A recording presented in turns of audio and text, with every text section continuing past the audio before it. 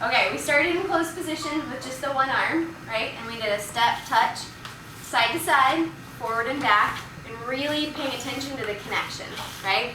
We could connect with this hand palm to palm, but it's really not giving us a lot of information, or we could be low, so it's nice and relaxed. Then we changed rhythms. We did the 1, 2, 3, a 1, 2, 3, or you can think about it as quick, quick, slow, right? And she's following whatever choice I'm making, so we can transition between them, okay? Then we played a song with a break in it, and the break really changed the music, so we said we could just hold in place, right? The leads are engaging their core and maybe toning up the connection a little bit so she knows to, from movement to stop, right? And then in the break, the follow could maybe do something, hip accent, a foot accent, maybe a little mini shoulder shimmy, whatever it is, right? Because he's creating space, so it's a really nice place for the follow to talk. And then when the beat comes back in, we move, right? Okay, what else did we do in the first part? We talked a little bit about style and sort of changing your shape, right?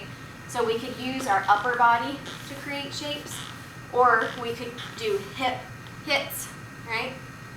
And we could stay on one foot, or notice that sometimes we actually shift weight, right? So one version was down and up, and down and up, and there's endless variations, right? It's up to you, okay? We also did a push drag, right? Or sink, push off.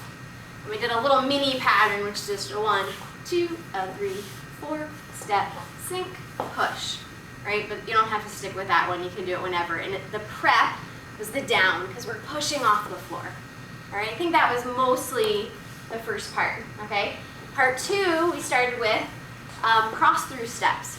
So we're opening up, right? And we said, oh, we can open up the other side, or we could go back, reversing what we did, stepping behind, or the lead could change the connection, and she could cross in front, and he could cross behind, depending on whether I'm allowing her to open, right, or keeping her in place. The shape's the same in my connection, okay?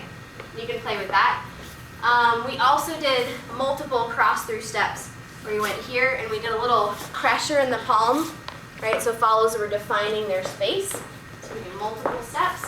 And then we did turns. So we did a little step, cross, step, inside, turn, and then we slowly caught our partner, right? So there's no rush.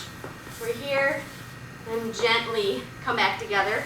Or sometimes for the follows, at least to know about, catch the back, and then you bring your elbow up and over, right? Third option, staying open. So she turns, we staying open. We could be one hand, two hands, or we're grooving here, right? Everything we did in closed, we could do in open. So we did the little weight shifts, maybe the 1, 2, 3s, right? We could stay in one place. We could push and drag, and follows are really defining their space again. So you've got your Barbie arms, right? And leads might be adding a little pressure in, and she's not letting it collapse. And that really helps if we're doing all the cross-through stuff in open. You could do the turn either direction. You could do a free spin with both of you, or with just her, right? So you can play with all of that. I think that was mostly part 2. Part 3, musicality, I played 2 songs, I'm a Woman by Coco Taylor and Cherry Red. And I'm a Woman was much more passionate and explosive, right? Hard-hitting, gritty. Cherry Red was much more calm and mellow and subtle.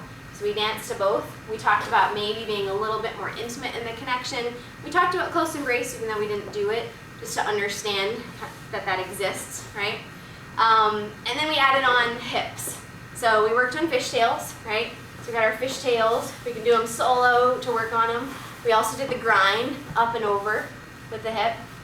And we can do this with a partner. We started in open.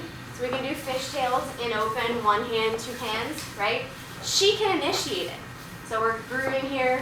She can change how the step is done, and I can choose to match her or not.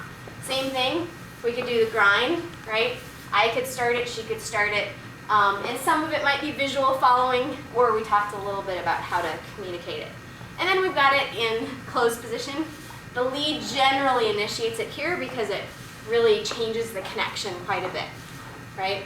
And then we have the same thing.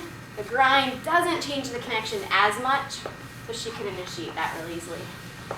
I think that was it. Thanks.